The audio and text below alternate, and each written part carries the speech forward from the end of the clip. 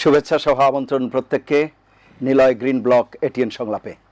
আপনাদের সাথে আছি আমি আমিনুল মজলিস। দর্শক, আপনারা জানেন সমসাময়িক ও জনগুরুত্বপূর্ণ বিভিন্ন বিষয় নিয়ে আমাদের আলোচনা অনুষ্ঠান। জুলাই গণ অভ্যুত্থানের বিভিন্ন নেতাদের বিরুদ্ধে চাঁদাবাজি, আর্থিক অনিয়ম, লেনদেন এগুলো নিয়ে নানা রকম আলোচনা চলছে। এক বছর পেরোতে না পেরোতেই এ ধরনের আলোচনা নিঃসন্দেহে অনাকাঙ্ক্ষিত, অনভিপ্রেত এবং সংগঠনের পক্ষ থেকেও কেউ কেউ এগুলো নিয়ে সমালোচনা করছেন তাদের নিজস্ব ফেসবুক ভেরিফাইড পেজে। সঙ্গত কারণেই আমরা আমাদের আজকের আলোচ্য বিষয় রেখেছি জুলাই অভ্যুত্থানের নামে চাঁদাবাজি। এই যে চাঁদাবাজির অভিযোগ, এগুলো নিয়ে আমরা আজকে আলাপ করব।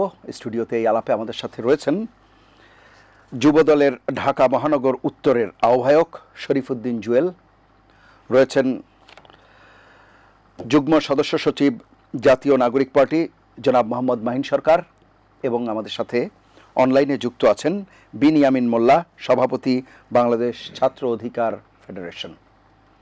আপনাদের তিনজনকে অনুষ্ঠানে স্বাগত। প্রিয় দর্শক, আপনারা যারা অনুষ্ঠান দেখছেন, আশা করছি পুরো অনুষ্ঠান জুড়েই আপনাদেরকে সাথে পাবো। আপনাদের জ্ঞাতার্থে জানিয়ে রাখি, অনুষ্ঠানটি সরাসরি ফেসবুকে সম্প্রচারিত হচ্ছে। সেক্ষেত্রে facebook.com/ATN বাংলা অনলাইন এই লিঙ্কে ক্লিক করলে আপনারা অনুষ্ঠানটি দেখতে পাবেন। কথা না বাড়িয়ে আমরা চলে যাব মূল আলোচনায়, কিন্তু তার আগে দিনের শিরোনামগুলো একটু দেখে আসব। জুলাই পুনর্জন্মের মাস, ব্যাপক সংস্কার না হলে আবারও ফিরে আসতে পারে স্বৈরাচার, সতর্ক করলেন প্রধান উপদেষ্টা। নূতনভাবে দেশ গড়ে তোলার অঙ্গীকার। হাসিনার অপরাধ ৭১ পাক বাহিনীকেও হার মানিয়েছে মন্তব্য আইন উপদেষ্টার। গণহত্যার টপ কমান্ডারদের বিচার দ্রুতই শেষ হবে আশা প্রসিকিউশনের।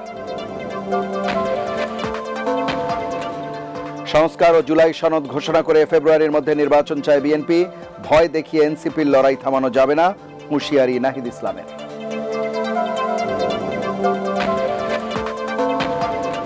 জুলাই সনদের খসড়া নিয়ে রাজনৈতিক দলগুলোর মিশ্র প্রতিক্রিয়া। তত্ত্বাবধায়ক সরকার প্রধান ও সাংবিধানিক প্রতিষ্ঠানে নিয়োগের বিষয়ে মতানৈক্য।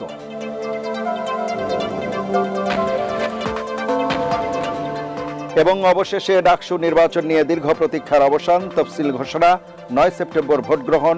প্রচারণায় রঙিন পোস্টার ও ব্যানার নিষিদ্ধ।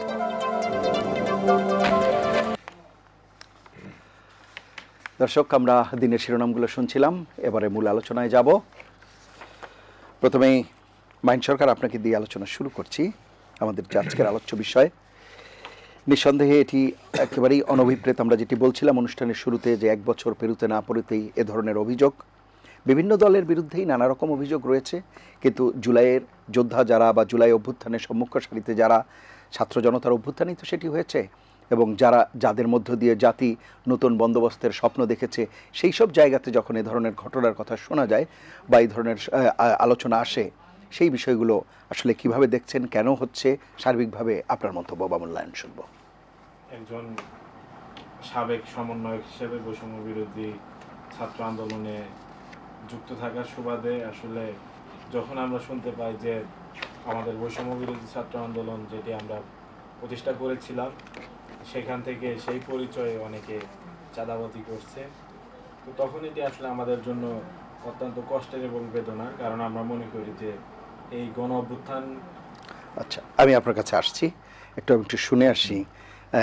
জনাব শরীফ জুয়েল, আপনার কাছে একটু শুনবো বিষয়টি, এরপর আমি ওনার কাছে যাচ্ছি। জি। আসলে সর্বপ্রথম আপনাকে ধন্যবাদ জানাচ্ছি, এবং পাশাপাশি এটিএন বাংলার সকল দর্শক শুভনার্থী যারা আছেন, সংযুক্ত আছেন, সবাইকে আমি আমার ব্যক্তিগত পক্ষ থেকে শুভেচ্ছা জানাচ্ছি। এটা আসলে আমাদের জন্য খুব একটা উদ্বেগের বিষয়, উদ্বিগ্ন হওয়ার মতো বিষয়, এবং আমরা এই বিষয়টা নিয়ে আমরা খুব উদ্বিগ্ন। কারণ এক বছর এখনো হয়নি জুলাই আন্দোলনে যারা, যে সকল ছাত্র ভাইয়েরা, যে জুলাই বৈষম্য বিরোধী তখন ছাত্র সংগঠন ছিল, তারা যখন সে আন্দোলনে নেতৃত্ব ছিলেন, যখন সারা বাংলাদেশের মানুষ এই বৈষম্য বিরোধী ছাত্র আন্দোলনে যারা নেতৃত্ব ছিলেন তাদের দিকে আমরা খুব তাকিয়েছিল। নতুন তরুণরা আগামী দিনের দেশ গড়ার দায়িত্বে তারা আসতেছেন, এবং তরুণরাই তাদের নেতৃত্বে একটি নতুন বাংলাদেশ এটা হবে, সেখানে সেই তরুণদের যখন আজকে এই নেতিবাচক খবরটা যখন এক বছরের ঠিক আমরা যখন 5ই আগস্টের ঠিক এক সপ্তাহ আগে রয়েছি, তখন সারা বাংলাদেশের সংবাদ শিরোনাম যে ছাত্র সমন্বয়কের পরিচয় 50 লক্ষ টাকা চাঁদা দাবি আদায়। এবং আরেকটা আজকের আমরা দেখতে পেলাম রাজশাহী বিশ্ববিদ্যালয়ের এক সমন্বয়ক সেখানে জুলাই কনসার্টের যেটা 36 জুলাই কনসার্টের নামে যে 76 লাখ টাকা চাঁদা জন্য 70টি প্রতিষ্ঠানকে চিঠি দিয়েছে। এই সংবাদগুলো যখন আজকে যখন সংবাদের শিরোনাম হয়, তো স্বাভাবিকভাবে তখন সারা বাংলাদেশের সচেতন নাগরিকের মতো আজকে আমরাও সবাই আমরা উদ্বিগ্ন যে আমরা একটা নতুন বাংলাদেশ আমরা দেখা যে একটা স্বপ্ন দেখছি, নতুন বাংলাদেশ গড়ার লক্ষ্যে আমরা সবাই যখন ঐক্যবদ্ধভাবে একটা কাজ করার জন্য আমরা এখানে আছি, সেখানে সে সমন্বয়কদের পরিচয় চাঁদা দাবি এবং চাঁদা আদায়কালে 5 জন গ্রেফতার। এবং আজকে আরেকটা পেলাম যে 36 জুলাই আন্দোলন সেটা কর্মসূচি পালন করতে গিয়ে রাজশাহী বিশ্ববিদ্যালয়ের সমন্বয়ক সে চিঠি দিয়েছে। এটা অত্যন্ত উদ্বিগ্নের বিষয়। আমাদের এই জায়গাটা হলো আমাদের একটা উদ্বিগ্নের বিষয়। তাহলে আগামী বাংলাদেশে আমরা যে একটা নতুন স্পিরিটেড বাংলাদেশ আমরা গড়ব, সেই জায়গাতে এই বিষয়টা আমাদের জন্য খুব উদ্বিগ্নের বিষয় এবং আমরা আশা করব এই জায়গা থেকে আমরা সবাই বের হয়ে আসবে। জি, আমি শুনবো আপনার কাছে, একটু শুনে আসি। মাইন সরকার, আপনার কথা আমরা আসলে শব্দ একটু জটিলতা ছিল, যান্ত্রিক ত্রুটি ছিল, যার কারণে শুনতে পাইনি। আপনি বলবেন। আসলে একজন বৈষম্য বিরোধী ছাত্র আন্দোলনের সাবেক সমন্বয়ক হিসেবে আমরা আসলে আমি এখানে এবং মূল পরিচয় সেটিই ছিল। পরবর্তীতে এখন আমার রাজনৈতিক একটি পরিচয় আছে এবং বৈষম্য বিরোধী ছাত্র আন্দোলনের যারা সমন্বয়ক ছিলেন বা এই পরিচয়ে যারা চাঁদাবাজি বা যে অভিযোগগুলো আসছে এগুলো যখন আমরা শুনতে পাই, এগুলো আমাদের জন্য অত্যন্ত লজ্জাজনক এবং বেদনাদায়ক। কেননা এই ব্যানারটি বৈষম্য বিরোধী ছাত্র আন্দোলন ব্যানারটি এটি গণ অভ্যুত্থানের নেতৃত্ব দিয়েছে এবং এর সাথে শহীদের রক্ত লেগে আছে, আহতদের আত্মত্যাগ আছে এবং এটি ছিল একটি সর্বদলীয় প্ল্যাটফর্ম, এখানে সবাই ছিল। তো সেই জায়গা থেকে এটি যখন আমরা শুনতে পাই, আমরা এবং যারা বিভিন্ন রাজনৈতিক দলে আছে তারাও অত্যন্ত লজ্জিত হয়, দুঃখ পায়। তো সেই জায়গা থেকে আমার কাছে মনে হয় যে যে বিষয়গুলো মিডিয়াতে আসে সব কিছু একেবারে হুবহু সেরকম হয়তো নয়। যেমন ভাই বলছিলেন যে রাজশাহী বিশ্ববিদ্যালয়ের একজন সমন্বয়ক যে সাবেক সমন্বয়ক যে বিভিন্ন প্রতিষ্ঠানে আর কি চিঠি দিয়েছে, তো সেই চিঠিতে আমি যতটুকু জানি যে সে নিজে দাবি করেছে যে এখানে সে আসলে আবেদন করেছে যেন তাদের মর্জি হয়, যদি তারা দেয় তাহলে অনুষ্ঠানটা করতে পারবে। তো সেই জায়গা থেকে সিটি কর্পোরেশন অলরেডি 2 লাখ টাকা দিয়েছে। হ্যাঁ, তো সেই জায়গা থেকে আমার মনে হয় এটি ছিল একটি আবেদনপত্র, এখানে চাঁদা বলার কিন্তু সুযোগ নেই। কিন্তু বিভিন্ন জায়গায় যেভাবে ছড়াচ্ছে সেটি আসলে আমাদের কাছেও উদ্বেগের যে আসলে যারা প্রচার করছে বা প্রচার মাধ্যমগুলো তাদেরও একটু নিরপেক্ষভাবে প্রচার করলে ভালো হয়। তবে আমরা দেখেছি যে অনেকেই চাঁদাবাজি করেছে, বিশেষত গুলশানে আমরা দেখেছি একটা ঘটনা এবং তারা অলরেডি রিমান্ডে আছে। এবং আমরা চাই যে যারা বৈষম্য বিরোধী ছাত্র আন্দোলন বা এনসিপি হোক বা অন্যান্য যারা গণ অভ্যুত্থানের ফলে সৃষ্ট পরবর্তীতে প্ল্যাটফর্ম, এই প্ল্যাটফর্মগুলো যেহেতু নতুন বন্দোবস্তের কথা বলে, তারা আরও বেশি সচেতনতার সাথে এই বিষয়গুলো নিয়ন্ত্রণ করবে। এবং আমাদের প্রত্যাশা সেটি, আমার মনে হয় সারা বাংলাদেশের মানুষের প্রত্যাশা সেটি। তার পাশাপাশি আমাদের আরেকটি প্রত্যাশা আছে, যেন এই ঘটনাগুলোর পিছনের বিষয়গুলো পুঙ্খানুপুঙ্খভাবে মানুষের সামনে আনা হয়। কেননা অনেক কিছুই বিভিন্ন সময়ে বর্তমানে প্রচার মাধ্যম এর হয়তো হেডিংয়ের কারণে বা অনেক সময় মিসলিডিং হয়ে যায়, সে কারণে হয়তো বিভিন্ন সময় বিভিন্নভাবে মানুষের কাছে মেসেজ যায়। আচ্ছা, মাইন সরকার, সেই বিষয়টি বলবেন আপনি অবশ্যই। এখন আমার প্রশ্ন হচ্ছে যে যখন এই সমন্বয়কদের মানে যারা এই ছাত্র আন্দোলনের সাথে বিশ্ব বৈষম্য বিরোধী ছাত্র আন্দোলনের একেবারে সামনের সারিতে ছিল, আমরা যদি উমামা ফাতেমার কথাই বলি, গতকালকে বা পরশুদিন তার যে ভেরিফাইড পেজ, সেই পেজে একটি কথা বলা হলো যে জুলাই আন্দোলনকে যেন মানি মেকিং মেশিন হিসেবে ব্যবহার করা। এটি কেন করা হচ্ছে বা এটির করার মানে এটিকে পুঁজি করে যে কথাটি বলা হচ্ছে, এটি কেন? দেখুন, খুব স্বাভাবিকভাবেই এই বৈষম্য বিরোধী ছাত্র আন্দোলনে যুক্ত থাকার ফলেই আমি যদি আমার কথা বলি ব্যক্তিগতভাবে, আমাকে মানুষ চেনে এবং এলাকা বলি বা সারা বাংলাদেশে যেখানেই যাই আমার পেছনে অন্তত ছাত্ররা এসে দাঁড়ায়। তো এই যে পরিচয়, এই পরিচয় যদি আমি খারাপভাবে ব্যবহার করতে যাই তাহলে কিন্তু আমি বিভিন্ন দফতরে গিয়ে আমার যে নেতিবাচক প্রভাব সেটি কিন্তু সৃষ্টি করতে পারবো।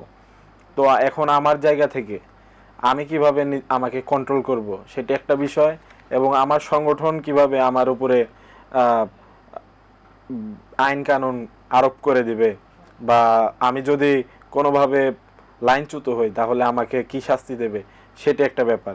তো সব কিছু মিলিয়ে আমরা অবশ্যই বলতে পারি যে আমরা যে স্বপ্ন দেখেছি আমরা সেদিকে আগাচ্ছি, কিন্তু এই ঘটনাগুলো আমাদেরকে মাঝে মাঝে বেশ ডিস্টারবেন্সের সৃষ্টি করে। বিশেষত আমাদের সমন্বয়ক, অন্যতম নারী সমন্বয়ক যিনি উমামা ফাতেমা, যাকে সবাই মোটামুটি চেনে এবং ওয়েল নন ফেস, তিনি কিন্তু তার ফেসবুক প্রোফাইলে এসে কিন্তু দাবি করেছেন লাইভে যে মানি মেকিং মেশিন হওয়ার দিকে যাচ্ছে। তো আমরাও চাই যে আমরা আরও খুশি হতাম যদি উমামা ফাতেমা বলতেন এক্স্যাক্টলি যে তার কাছে কারা কারা মনে হয়েছে যে এই ব্যক্তিগুলো জুলাইকে মানি মেকিং মেশিনে পরিণত করেছে, তাহলে আমাদের জন্য আরও বেশি সুবিধা হতো। কিন্তু তিনি আসলে তার জায়গা থেকে হয়তো বলেননি, কিন্তু তার যেহেতু সন্দেহ সৃষ্টি হয়েছে আমাদেরও ইনভেস্টিগেট করার আছে।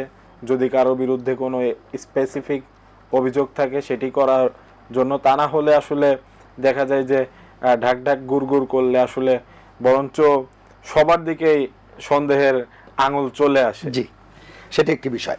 আপনি যে বলছিলেন যে স্পেসিফিক যদি বলা যায়, এরই মধ্যে কিন্তু আপনাদের দল থেকেই স্পেসিফিক কিছু বিষয় এসেছে, যেমন রংপুরে বৈষম্য বিরোধী ছাত্র আন্দোলনের মহানগর কমিটির মুখপাত্র নাহিদ হাসান খন্দকার, তাকে আপনারা অব্যাহতি দিয়েছেন। এরপরে খুলনায় নগরীতে পুলিশ ও ডিবি সমন্বয়ে চাঁদাবাজির অভিযোগে 4 শিক্ষার্থীকে আটক করেছে পুলিশ ও জনতা। গুলশানে চাঁদাবাজির ঘটনাটি তো একেবারে আমাদের সামনে রয়েছেই। এছাড়া ধানমন্ডিতে যেটি দেখা গেল যে হান্নান মাসুদ উনি পুলিশের কাছ থেকে যে আসামিদের বলি বা অপরাধীদের বলি, যাদেরকেই বলি যে ছাড়িয়ে আনার বিষয়, এইসব বিষয়গুলো কি বার্তা দেয় আসলে? দেখুন, হান্নান মাসুদের যে বিষয়, এটিকে স্পেসিফিক একটু সাইডে রেখে যদি বাকি ঘটনাগুলোকে আমি বিশ্লেষণ করি তাহলে এটি আসলে প্রথমত আমার আসলে উত্তর দেওয়া খুব বেশি যুক্তিসঙ্গত নয়, কেননা আমি বর্তমানে একটি রাজনৈতিক দলে জাতীয় নাগরিক পার্টির সাথে যুক্ত। সমন্বয়ক পরিচয়টি আমার পূর্বে ছিল, বর্তমানে নেই।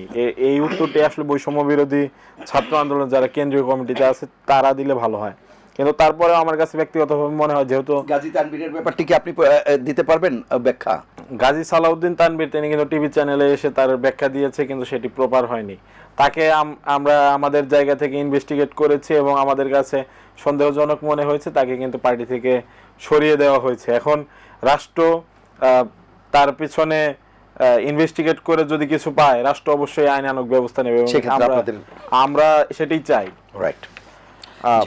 এবং অন্যান্য যে অভিযোগগুলো এসেছে আমরা চাই যে এগুলো একেবারে আইনগত প্রক্রিয়ায় আগাক এবং তাদের যথাযথ যে আইনগত শাস্তি, বৈধ উপায়ে যে শাস্তি সেটি তারা পাক, আমরা সেটিই চাই। অসংখ্য ধন্যবাদ। আমি আবারও আসবো আপনার কাছে, আমি একটু শুনে আসবো।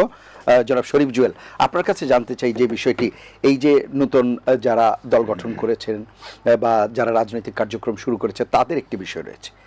আপনাদের দীর্ঘ সাংগঠনিক শক্তি আছে, মানে পুরো দেশ জুড়ে আপনাদের সাংগঠনিক শক্তি, আপনাদের সেই জায়গায় দেখা গেছে আপনাদের হয়তো ব্যবস্থা নেওয়ার কথা বলছেন, বিষয়গুলো অ্যাড্রেস করার কথা বলছেন, বহিষ্কার অব্যাহতির ঘটনা ঘটছে, কিন্তু তারপরও আপনার কাছে মনে হয় কিনা যে কেন্দ্রের যে সিদ্ধান্ত বা যে বার্তা, যে মেসেজ, সেটি কি তৃণমূলে পৌঁছাচ্ছে?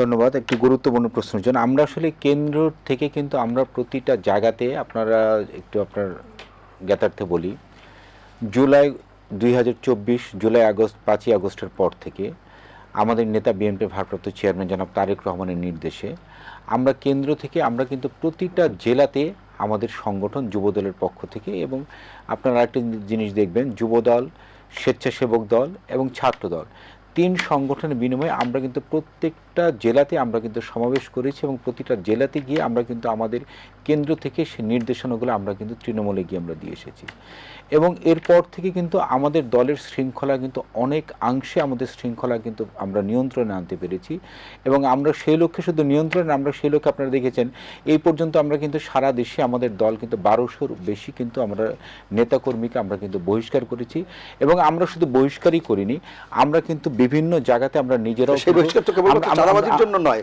দলীয় শৃঙ্খলা ভঙ্গ আছে, নানান বিষয় আছে। কিছু কিছু ক্ষেত্রে যেগুলো আমাদের দলের ভাবমূর্তি এবং পাশাপাশি সামাজিক যে জায়গাগুলোতে আমাদের তারা যে আমাদের নেতাকর্মীর যে জায়গাগুলো আমাদের মানুষ ক্ষতিগ্রস্ত হয়েছে সেই জায়গাগুলোতে কিন্তু আমরা দলের পক্ষ থেকে তাদেরকে বাদী হয়ে তাদের বিরুদ্ধে কিন্তু আমরা মামলা করেছি।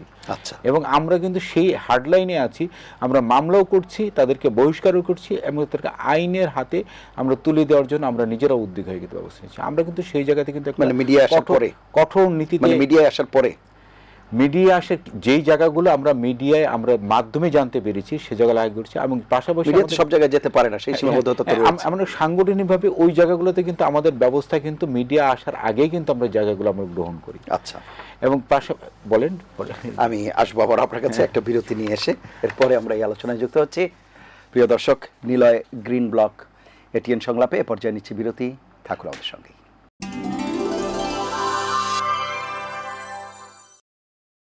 ফিরে এলাম নিলয় গ্রিন ব্লক এটিএন সংলাপে। এতক্ষণ সাথে থাকার জন্য ধন্যবাদ। জনাব বাহিন সরকার, যে বিষয়টি আমরা আলাপ করছিলাম, এই যে সমন্বয়ক বলি কিংবা এনসিপির যারা আছে যাদের বিরুদ্ধেই এই অভিযোগ বা এই ঘটনা, এছাড়া অন্যান্য অপরাপর রাজনৈতিক দলের কর্মীদের বিরুদ্ধে বা যারা রাজনৈতিক সংগঠনের সাথে বিভিন্ন সংগঠনের সাথে আছে তাদের বিরুদ্ধে এই অভিযোগগুলোর ক্ষেত্রে আপনার কাছে মনে হয় কিনা সরকারের বা আইনশৃঙ্খলা বাহিনীর দুর্বলতা বলি, ঘাটতি বলি বা মনোযোগের অভাব বলি, এটি একটি বিষয়, এই বিষয়টি বলবেন। পাশাপাশি সমন্বয়ক কিংবা এনসিপির ব্যাপারে আরেকটি বিষয় কেউ কেউ অভিযোগ করে থাকে, এই বিষয়টি একটু ব্যাখ্যা করার চেষ্টা করবেন। সেটি হচ্ছে যে অন্তর্বর্তী সরকারের পক্ষ থেকে এক ধরনের নমনীয়তা কিংবা তাদের কোনো বক্তব্যে বা কোনো পর্যায় থেকে এক ধরনের প্রশ্রয় বা তাদের প্রতি এক ধরনের সফট কর্নার আছে কিনা, যার কারণে এই কাজগুলো তারা এত সহসা করতে সাহস পেল বা তাদের করবার অভিপ্রায় তৈরি হলো, আপনার কাছে কি মনে হয়?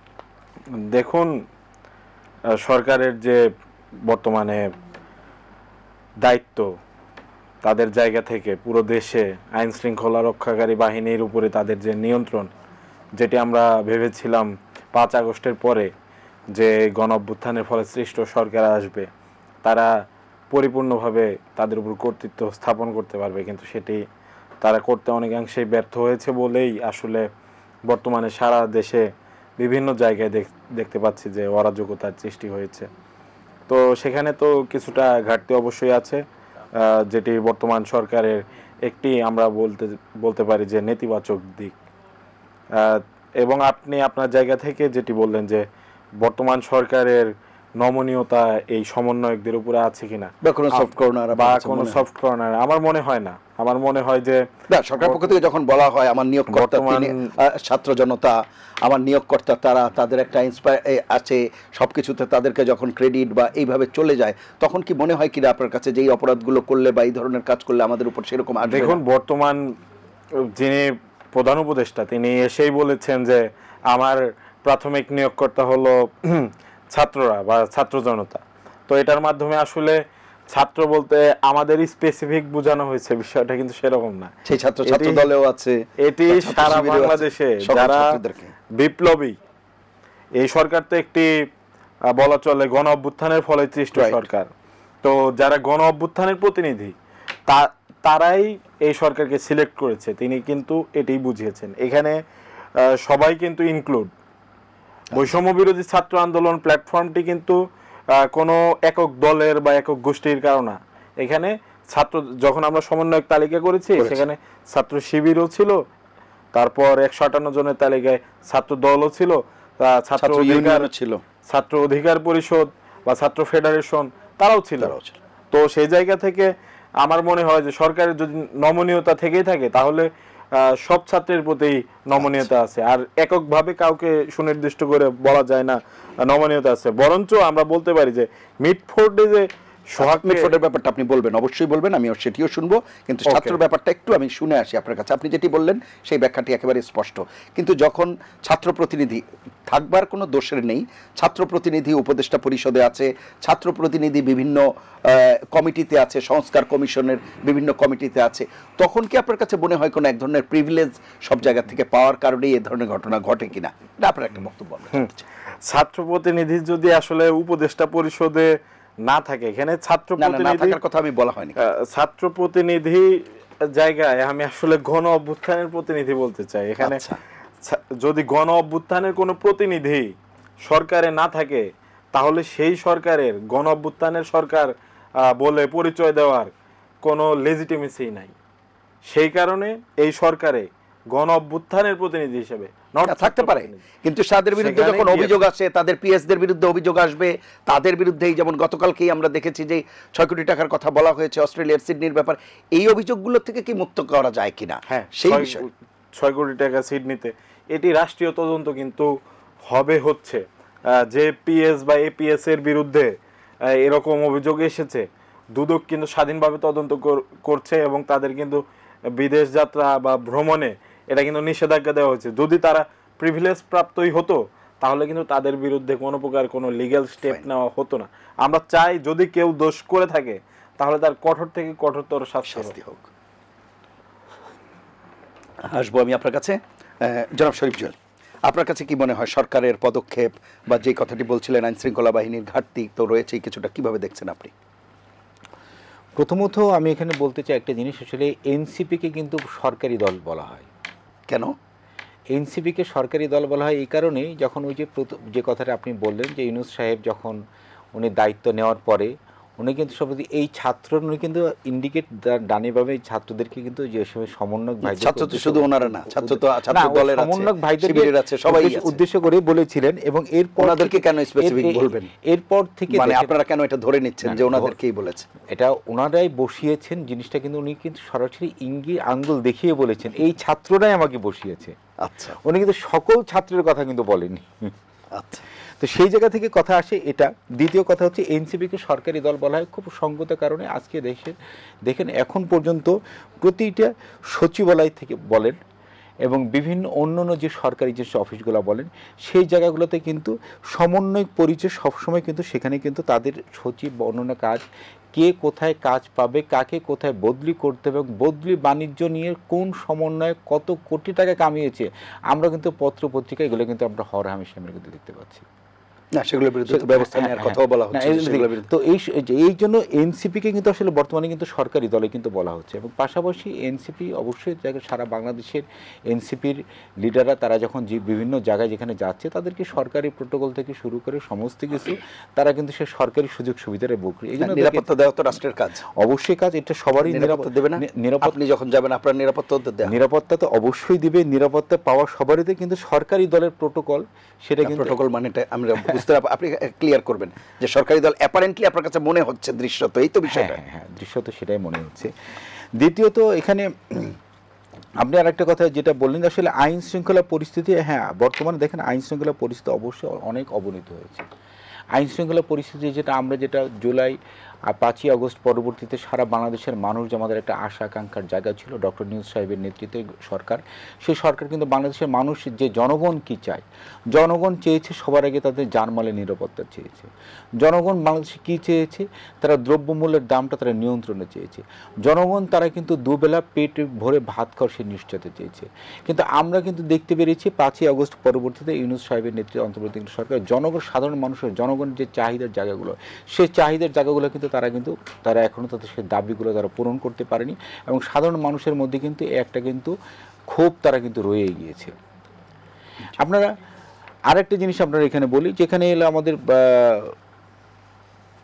প্রিয় আমাদের এখানে বর্তমানে যে একজন ছাত্র যিনি এখন উপদেষ্টা দায়িত্ব পালন করেছেন, হ্যাঁ এখানে আমাদের সমন্বয়ক মাহিন ভাই কথাটা খুব ভালো করে বলেছেন যে আসলে যে তাদের বিরুদ্ধে হলে আপনার যে আসিফ মাহমুদ সজীব ভুঁইয়ার যে পিএস তারকে বিদেশ যাতে তারা করা হয়েছে, নিষেধাজ্ঞা দেওয়া হয়েছে, হ্যাঁ এটাও ব্যবস্থা নেওয়া হয়েছে।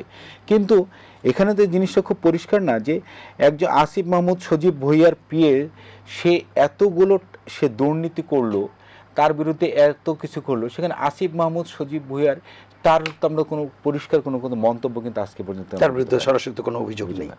আমরা আমরা আপনার একজনের পিএর বিরুদ্ধে যখন এই অভিযোগগুলো আসে এবং সেখানে তথ্য প্রমাণ যেগুলো পাওয়া হয়, আমরা তো সেখানে তারও তো ওনার সম্পৃক্ততা তো খুঁজে পাওয়া যায়। আমরা তার বক্তব্য আশা করেছিলাম, জাতি বা সারা বাংলাদেশের মানুষ তার বক্তব্য আশা করেছিল, আমরা সেই বক্তব্যটা কিন্তু আমরা কিন্তু পাইনি। আচ্ছা, আমি আসবো আবার আপনার কাছে। মাইন সরকার যে বিষয়টি আসলে বলছিলেন যে আপনারা বিভিন্ন জায়গায় যাচ্ছেন, বিভিন্ন প্রোটোকলের বিষয় বা সরকারি সুযোগ সুবিধার বিষয়, এক অর্থে যে সরকারের যে কথাটি আমি প্রথমে বলছিলাম সেই জায়গাটি কিন্তু কিছুটা উল্লেখ করেছেন। আপনি কি বলবেন এই বিষয়ে? দেখুন, বাংলাদেশের ইতিহাসে আসলে সরকারি পৃষ্ঠপোষকতায় একটি রাজনৈতিক দলই গঠিত হয়েছে। সেটি উনি আরও ইতিহাস ভালো জানার কথা।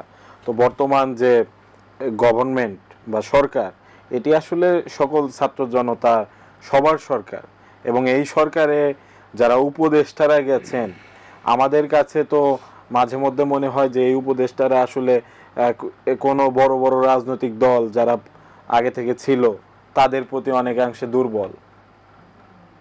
তো কেননা আমরা প্রধান উপদেষ্টার যে কিছুদিন আগে আচরণ, তিনি রাগ করে বললেন যে তিনি পদত্যাগ করে ফেলতে পারেন। সেই খবরটা কোত্থেকে পেলাম আমরা? তো সেই জায়গায় সেই খবরটা কোত্থেকে পেলাম? সেই জায়গায় তিনি তার জায়গা থেকে না, সেই খবরটা পেলাম কোত্থেকে? তার পেলাম তো আমরা নাহিদ ইসলামের কাছে। নাহিদ ইসলামের কাছ থেকে এটা বলাটা ভুল, কারণ সালাউদ্দিন আহমেদ যখন গেলেন তারপর তার কাছ থেকে পেলাম। পরবর্তীতে স্টেটমেন্ট দিয়েছেন যে এবং নির্ভয়ে যে তিনি পদত্যাগ করলে করেন। তো এটা তো তিনিও আমাদের কাছে মেসেজ ক্লিয়ার করেছেন যে আসলে কার উপরে রাগ করে বা কাদের উপরে রাগ করে তিনি এই কথা বলেছেন। তো সেই জায়গা থেকে আসলে আমাদের কথা যে এখানে সরকার হয়তো কোনো কোনো রাজনৈতিক দলকে প্রিভিলেজ দেওয়ার চেষ্টা করছে, এবং আমরা দেখতে পাই যে আসলে তৃণমূলেও তাই, পুলিশ প্রশাসন আসলে তাদের সাথে আর কি কোঅর্ডিনেট করে। এবং যে বলা হচ্ছে বিভিন্ন ডিসি অফিস, মন্ত্রণালয়, ইউনিয়ন অফিস, প্রত্যেকটা জায়গায় সমন্বয়ক পরিচয়ে যাচ্ছে, বিভিন্ন বদলির সাথে কে কোথায় বদলি হবে, কার কোথায় নিয়োগ হবে, এই বিষয়গুলোর সাথে আমাদের মনে হয় যে বর্তমানে যে স্থানীয় সরকার এর জায়গায় যে ভ্যাকুয়ামটা ক্রিয়েট হয়েছে, সেই স্থানীয় সরকারের ভূমিকা অনেকাংশে পালন করছে একেবারে তৃণমূলের যেটা কথা, যে এই বড় রাজনৈতিক দলটি আসলে সেই জনপ্রতিনিধির দায়িত্ব হয়তো তারা মনে করেছে তারা পেয়ে যাচ্ছে, বা সেরকম আচরণে আমরা বিভিন্ন জায়গায় দেখতে পাচ্ছি। সরকারি যে পরিষেবাগুলো সেখানে তারাই করছে, কিন্তু সমন্বয়কদের উপরে কেন বারবার আঘাত আসছে বা নাম আসছে আমরা জানি না। 2-4টি বিচ্ছিন্ন ঘটনা হয়েছে, সেগুলো নিউজ হয়েছে, 2-4টি আবার সেখানে কয়েকটি আবার মিসলিডিং নিউজও হয়েছে। যেমন আমি বললাম রাজশাহী বিশ্ববিদ্যালয় সমন্বয়ক, তো এটাই চাঁদাবাজি নয়, এটা আমি স্পষ্ট বলছি, এটা কোনো চাঁদাবাজি নয়। কারো কাছে যদি আমি প্রার্থনা করি, আমার বিশ্ববিদ্যালয়ের বড় ভাই যিনি বর্তমানে কর্পোরেট হাউসের একদম কর্ণধার, তাকে যদি আমি লিখিত আকারে দরখাস্ত আকারে যে আপনার কাছে আবেদন করলাম, আপনার যদি মর্জি হয় আমাকে কিছু সহায়তা করেন, আমি এই অনুষ্ঠানটি করতে চাই, তার যদি মর্জি না হয় আমাকে দেবে না। তো যদি প্রেসারাইজ করা হয় তখন সেটিকে, যদি প্রেসারাইজ করা হয়, যেমনটি হয়েছিল যখন 5 আগস্ট হয়ে যায়, মিডিয়া হাউসগুলোর উপরে কর্তৃত্ব ফলানোর চেষ্টা করেছে একটি রাজনৈতিক দল, এবং তার যে রাজনৈতিক দলের একজন নেতা যিনি এখনো পোস্টেড আছেন, তার বিরুদ্ধে কিন্তু কোনো ব্যবস্থা নেওয়া হয়নি। কিন্তু যে বৈষম্য বিরোধী ছাত্র আন্দোলন এর কথা বারবার আসছে এবং সমন্বয়কের কথা আসছে, তাদের দায় নিয়ে কিন্তু এই সংগঠন কিন্তু তাদের পরিধি কমানো হয়েছে, এবং এটার মাধ্যমে বাংলাদেশের ইতিহাসে প্রথমবারের মতো তারা প্রমাণ করেছে যে ব্যক্তির দায় দল নেয়। জি, অসংখ্য ধন্যবাদ। আমি আসবো একটা বিরতি নিয়ে এসে আমরা এই আলোচনায় যুক্ত হচ্ছে।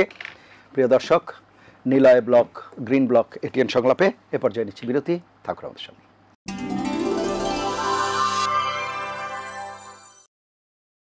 ফিরে এলাম নিলয় গ্রিন ব্লক এটিএন সংলাপে। এতক্ষণ সাথে থাকার জন্য ধন্যবাদ।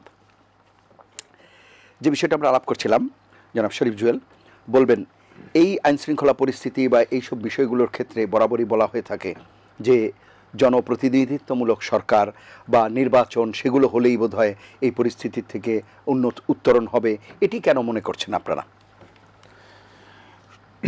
সর্বপ্রথম আপনাকে আগে চিন্তা করতে হবে আমাদের বর্তমান বাংলাদেশটাকে আমরা কী হিসেবে আমরা দেখতে চাই, আমরা কী হিসেবে আমরা বর্তমান বাংলাদেশটাকে আমরা আছি এবং কী হিসেবে আমরা আগামী দিনগুলো পথ চলতে হয়।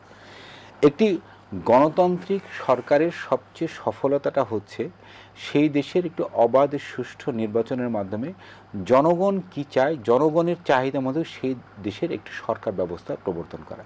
এটা হচ্ছে একটি গণতান্ত্রিক দেশের একটি সবচেয়ে সফলতম কাজ হচ্ছে সেটা। এখন আমরা গত 17টি বছর আমরা মাফিয়া ফ্যাসিস্ট হাসিনার আমলে আমরা 2014 সালে নির্বাচনে আমরা দেখেছি যে নির্বাচনের আগে 154 জন সংসদ সদস্য হয়ে গিয়েছে। 2018 সালে দেখেছি যে সেটা হচ্ছে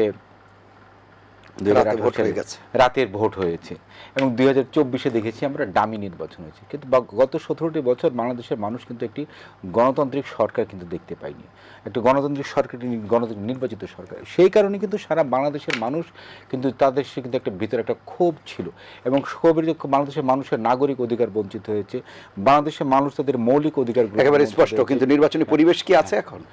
আমি বলবো অবশ্যই গত একটি বছর পার হয়ে গেল 5ই আগস্ট পরবর্তীতে নির্বাচনের জন্য বর্তমানে দেশের অবস্থা পরিস্থিতি নির্বাচন কমিশন বারবার জানিয়েছে, এবং গত কয়েকদিন আমরা তো এখানে আলোচনা করলাম যে আইনশৃঙ্খলা পরিস্থিতি খুব স্বাভাবিক নেই, আপনিও বললেন পুলিশের আইনশৃঙ্খলা নির্বাচন হলে কি সেই পরিস্থিতি ঠিক হয়ে যাবে? আইনশৃঙ্খলা পরিবেশ স্বাভাবিক অবনতি হয়েছে, সেটা আমরা নিজেরাও আমরা স্বীকার করছি। কিন্তু পাশাপাশি গত সপ্তাহে এই অবনতিশীল পরিবেশের মধ্যে কিভাবে নির্বাচন করার মতো দেশে আইনশৃঙ্খলা পরিস্থিতি রয়েছে। আচ্ছা, বা আইন শৃঙ্খলা অবনতি যে জায়গাটা রয়েছে, যে ক্ষেত্র বিশেষে মানুষের যে জায়গাগুলো হচ্ছে চাঁদাবাজির যে জায়গাগুলো, এবং পাশাপাশি দেখা গেছে মানুষের একটা বিভিন্ন জায়গায় যে খুন যেগুলো হচ্ছে, কিন্তু দেশে একটা ম্যাসাকার বলতে যেটা হচ্ছে, দেশে নির্বাচন করার মতো পরিবেশই নাই, সে অবস্থা দেশে কিন্তু নেই। সে অবস্থা কিন্তু নির্বাচন হওয়ার মতো দেশ অবস্থা কিন্তু বিদ্যমান রয়েছে, এবং স্বরাষ্ট্র উপদেষ্টা উনি কিন্তু বলে দিয়েছেন দেশে নির্বাচন করার মতো আইন শৃঙ্খলা পরিবেশের অবস্থা উন্নতি রয়েছে, এবং তারা নির্বাচনের তারিখ ঘোষণা হলো তারা কিন্তু প্রস্তুত রয়েছে।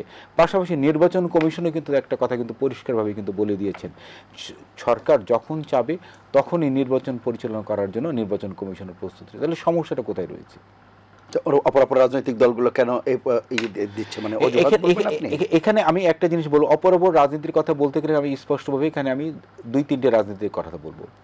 একটি ইসলামী দল, দুঃখিত, 2টি ইসলামী দল, 2টি ইসলামী দলের মধ্যে একটি ইসলামী দল যারা কখনোই বাংলাদেশের রাজনীতিতে যে কয়বারে বাংলাদেশের 1971 সাল পরবর্তী বাংলাদেশ যে কয়টি মোটামুটি সুষ্ঠু নির্বাচন হয়েছে, যারা কখনোই কিন্তু নির্বাচনের মাঠে তাদের ভোটের পার্সেন্টেজের হার ডবল ফিগারে নিয়ে যেতে পারেনি।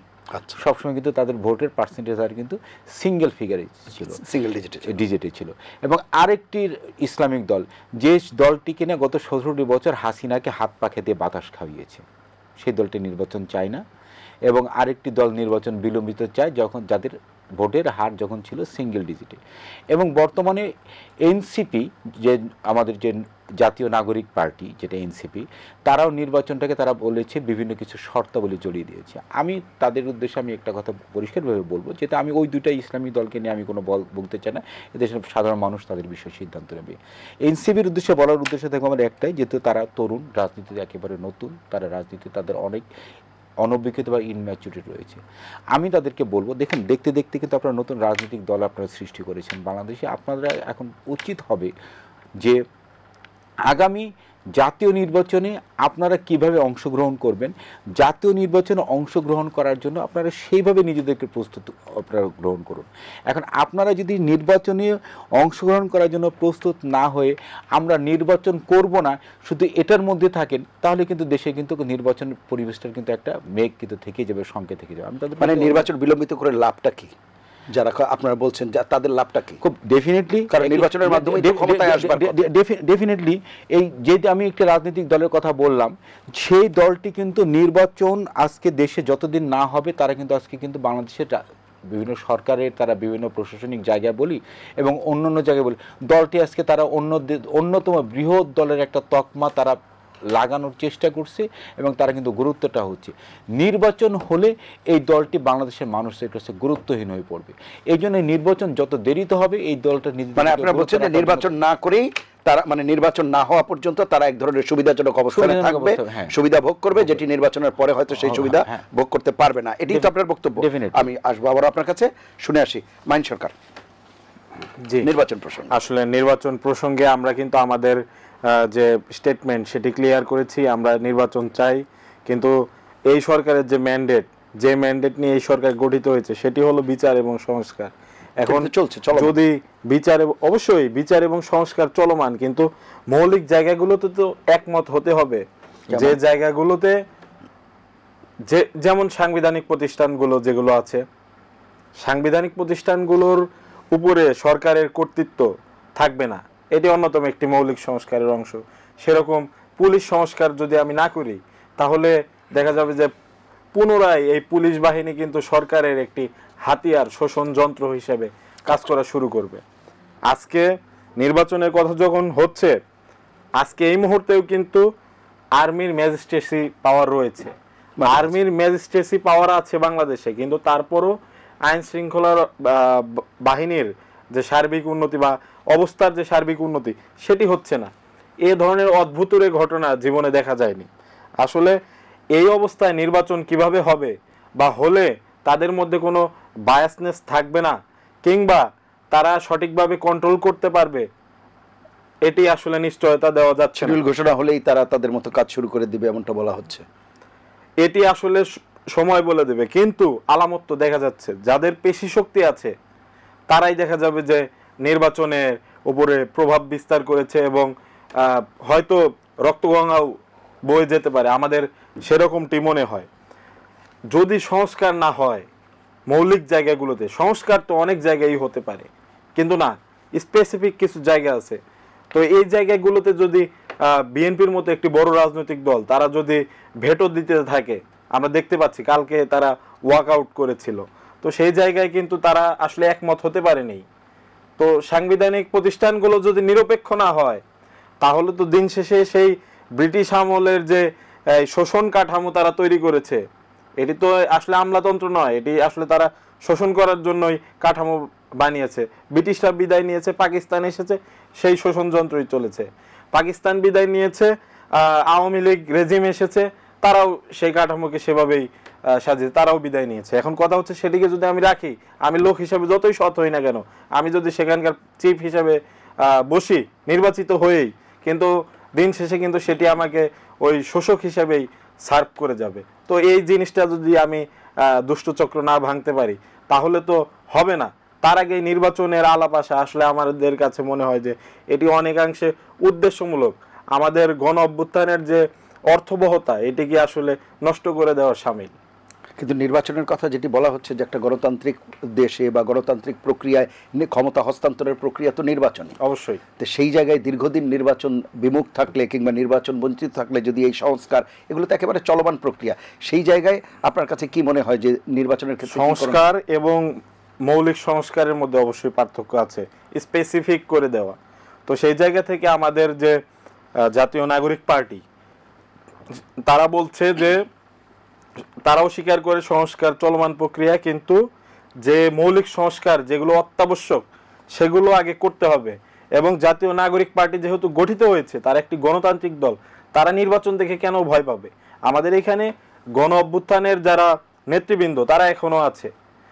যদি মানে আপনাদের ঘর গোছাতে সময় লাগবে, ঘর গোছাতে সময় সেটির বিষয় না, আপনারা প্রস্তুতি নিচ্ছেন এই আমরা পুরোপুরি প্রস্তুতি নিচ্ছি, এবং আমাদের সাংগঠনিক কাঠামো আপনারা দেখতে পাচ্ছেন যে তৃণমূল অবধি যাচ্ছে। আমাদের সাংগঠনিক কাঠামো বিস্তার করতে কতদিন লাগবে তার সাথে কোনো নির্বাচনের সম্পর্ক নেই, কিন্তু সরকারের ঐক্যমত্য কমিশনে আমরা কিন্তু আমাদের মেসেজ যে মৌলিক সংস্কারের জায়গা বারবার পৌঁছে দেওয়ার চেষ্টা করেছি, যে মৌলিক সংস্কার লাগবে, তারপর আমরা অবশ্যই নির্বাচনে যাব হাসি মুখে। যে কথাটি বলছিলাম, নির্বাচনে যদি যেটি বলছেন মাহিন সরকার, যে নির্বাচনের যদি মৌলিক সংস্কার না হয়, সেই সব জায়গায় কি নির্বাচন করে আবার সেই পুরাতন পদ্ধতিতেই চলবে, কিংবা একক ক্ষমতা থাকবে, সেই বিষয়ে আপনার বক্তব্য কি? দেখুন, ডক্টর আলী রিয়াজ সাহেবের নেতৃত্বে যে জাতীয় ঐক্য কমিশনের বৈঠক শুরু হয়েছে, গত 4 মাস ধরে তাদের কিন্তু সেই বৈঠক কিন্তু চলমান রয়েছে, এবং সপ্তাহে সম্ভবত মনে হয় 4 দিনই তারা বসতেছেন, এবং সেই বৈঠকগুলো চলমান রয়েছে। এখানে একটা জিনিস অত্যন্ত পরিষ্কার, আমাদের দলের পক্ষ থেকে সেটা আনুষ্ঠানিকভাবে প্রেস ব্রিফিং করে আমার দলের মহাসচিব এবং আমাদের স্থায়ী কমিটির সদস্য, ওনারা কিন্তু জিনিসটা পরিষ্কার করেছে। এটা অত্যন্ত দুঃখজনক বিষয়। দেখেন, বিএনপি বাংলাদেশের সবচেয়ে বড় রাজনৈতিক দল, এবং বিএনপি শুধু বিএনপি না, সারা বাংলাদেশের মানুষ একটি অবাধ সুষ্ঠু নির্বাচনের জন্য মানুষ উদ্গ্রীব হয়েছে। সেই জায়গাটাতে এসে সংস্কারের প্রশ্নে বিএনপি কখনোই কিন্তু পিছিয়ে ছিল না। যদি বলা হয় সর্বপ্রথম বাংলাদেশে ফ্যাসিস্ট মাফিয়া হাসিনার আমলে সংস্কারের প্রস্তাবনা কিন্তু বিএনপি দিয়েছে। সেই সংস্কারের প্রস্তাবনা বিএনপি কি দিয়েছে 2023 সালে। 2023 সালে যখনও কিন্তু এই ছাত্র জনতার এই গণ অভ্যুত্থান বাংলাদেশে হয়নি, এবং তখনও কিন্তু সেই ছাত্র জনতার সে আন্দোলনে কিন্তু তখন কিন্তু সেটা দানাবাদি বিএনপি এককভাবে যে আন্দোলনের নেতৃত্ব দিয়েছে। তখন 2024 নির্বাচনের আগে বিএনপি, আমাদের দলের ভারপ্রাপ্ত চেয়ারম্যান, উনি কিন্তু 31 দফা দিয়েছিলেন দেশের রাষ্ট্র সংস্কারের জন্য, রাষ্ট্র সংস্কারের লক্ষ্যে রাষ্ট্র কাঠামো মেরামতের জন্য কিন্তু এই সংস্কার প্রশ্ন। তাহলে বিএনপি সংস্কারের প্রশ্নে কোথায় বিএনপি পিছিয়ে ছিল? বিএনপি তো সংস্কারের প্রশ্ন তো সবার আগে কিন্তু বিএনপি ছিল। এবং 5ই আগস্ট পরবর্তীতে যখন জাতীয় ঐক্য কমিশনের আপনার যে কমিটি গঠন করা হলো, 6টি সংস্কার কমিশন গঠন করা হয়েছে। 6টি সংস্কার কমিশনের যে স্প্রেডশিট আকারে আপনার প্রত্যেকটি রাজনৈতিক দলকে কিন্তু সংস্কারের মৌলিক যে জিনিসগুলো হবে প্রস্তাবনাগুলো দিয়েছিল, দেওয়া হয়েছে। সেই প্রস্তাবনার আলোকে যখন সবকটি রাজনৈতিক দল যখন সেখানে বৈঠকে বসছে, সেই প্রত্যেকটি বৈঠকে কিন্তু বিএনপি তার অবস্থান থেকে সর্বোচ্চ রকমের ছাড় দিয়ে, যখন যে প্রস্তাবগুলো হচ্ছে প্রতিটি প্রস্তাবে 2-1টি ক্ষেত্র বিশেষ ছাড়া, যেমন পিয়ার পদ্ধতি ছাড়া এরকম 2-1টি ছাড়া সবকটিতে বিএনপি ঐক্যমত কমিশনের সাথে কিন্তু তারা একমত তারা বলেছে। সবচেয়ে দুঃখের বিষয়, পরিতাপের বিষয়, বিএনপি আজকের যে বিষয়টাকে এখানে প্রস্তাব আকারে যেখানে দেওয়া হচ্ছে যে সংস্কার প্রশ্নে, যখন দেখছে বিএনপি এখানে একমত এখানে ঐক্য হয়েছে, এটাকে যখন বিএনপি ঐক্যমত জানিয়েছে, একমত পোষণ করেছে, তারপরের যে নতুন আর একটা ইস্যু সংস্কার আনা হচ্ছে, ওটাকে বিএনপি যখন একমত হচ্ছে, এরপরে কিন্তু নতুন আর একটা নিয়ে আসা হচ্ছে। আমরা তো অবাক হচ্ছি। তাহলে আসলেই কি এটা ঐক্যমত কমিশনের এখানে যে সংস্কারগুলো এক একটা ওই রাজনৈতিক দলগুলোর পক্ষে, তারা কি আসলেই ঐক্যমত চায়, নাকি তারা সংস্কারের নামে তারা ঐক্যমতটাকে তারা ঝুলিয়ে রাখতে চায়, এবং কোনো মতে যেন সংস্কার প্রশ্নের জন্য ঐক্যমত যেন গঠন না হয়, তারা কি সেই অপচেষ্টা লিপ্ত আছে কিনা, এই প্রশ্নটা আজকে সাধারণ মানুষের কাছে। অসংখ্য ধন্যবাদ। আমাদের শেষ করতে হবে। মাইন সরকার কিছু যুক্ত করবেন আমরা শেষ। জি, আসলে ভাই যেটি বললেন যে 31 দফা আসলে সেটি দেওয়া হয়েছিল অবশ্যই নির্বাচনকে সামনে রেখে। তো নির্বাচনী ইশতেহার সেটাকে বলা যায়। তো সংস্কার প্রস্তাব নির্বাচনী ইশতেহার না, এটা 31 দফা সংস্কার প্রস্তাব, সেখানে অসংখ্য সংস্কারের জায়গায় জনাব তারেক রহমান ইন্ডিকেট করেছেন, কিন্তু মৌলিক সংস্কারের জায়গাগুলোতে এখনো তাহলে একমত হতে পারছেন না কেন? তো বেশ কয়েকটি জায়গায় বিএনপি কিন্তু তার পলিটিক্যাল স্ট্যান্ড জানিয়ে দিয়েছে, এবং তারা কিছু কিছু জায়গায় নমনীয় হয়েছে না আপনার কাছে? অবশ্যই অবশ্যই অবশ্যই। কিন্তু মির্জা মানে অনেকেই বলে যে সব দায় কি শুধু বিএনপির? নো, মির্জা আব্বাস সাহেব অনেক আগে বলে দিয়েছে যে এই সরকার যদি কোনো সংস্কার করেও থাকে, এরকমই বলেছেন। না, মাঠের বক্তব্য আপনার কতটা আমলে নেব আসলে? না, উনি যেহেতু একজন সিনিয়র লিডার, আচ্ছা, হয়তো মুখ ফসকে অনেক কিছুই ভুল বের হতে পারে, কিন্তু এটাকে তো কোট করার সুযোগ আমার কাছে আছে, এবং উনি সেই মাপের নেতা। তো সেই জায়গা থেকে উনি বলে দিয়েছেন, এটি আসলে বিএনপিরই মনোভাব কিনা আমরা কিন্তু বলতে পারছি না। তো সংস্কার প্রস্তাব অবশ্যই আমরা মনে করি বিএনপি বিভিন্ন জায়গায় ঐক্যমত হয়েছে, এবং ঐক্যমত কমিশনে তারা বাকি যে মৌলিক সংস্কারের জায়গাগুলোতে আছে, যেমন পিএসসি নিয়ে কথা হয়েছে, ছাত্ররা কিন্তু একটি প্রতিবাদও দেখিয়েছে তাদের জায়গা থেকে। তো বিএনপি আসলে এই সমস্ত সেনসিটিভ জায়গাগুলোতে তাদের আরো নমনীয় হবে, এবং বিএনপির প্রতি আমাদের অনেক বেশি প্রত্যাশা। আমরা এনসিপি যদিও একটি রাজনৈতিক দল, কিন্তু আমরা প্রত্যাশা করি যে বিএনপি অবশ্যই তাদের জায়গা থেকে আরো একটু নমনীয়তা দেখাবে, যেহেতু বাংলাদেশ গণ অভ্যুত্থান পরবর্তী তরুণ সব নমনীয়তা দেখাবে না, কিছু আবার অন্যান্য দলের যারা আছে তাদেরও দায় রয়েছে, সবাই তাদের অবস্থান থেকে সরে আসবে, তাহলেই তো ঐক্যমত্যে যাওয়া যাবে। আর ঐক্যমত মানে তো এমন নয় যে একটি বাইবেল ছুড়ে দেওয়া হলো এবং সেটি পুরোটাই সবাই মেনে নেবে, বিষয়টা সবাই মেনে নেবে না। তাদের অসংখ্য ধন্যবাদ আপনাদের দুজনকে অনুষ্ঠানে অংশ নেওয়ার জন্য। প্রিয় দর্শক, এই ছিল আজকের নিলয় গ্রিন ব্লক এটিএন সংলাপ। পরবর্তী অনুষ্ঠান দেখার আমন্ত্রণ জানিয়ে বিদায় নিচ্ছি। সবাই ভালো থাকবেন, সুস্থ থাকবেন, আশা করি এটিএন বাংলার সঙ্গেই থাকবেন। আল্লাহ হাফেজ।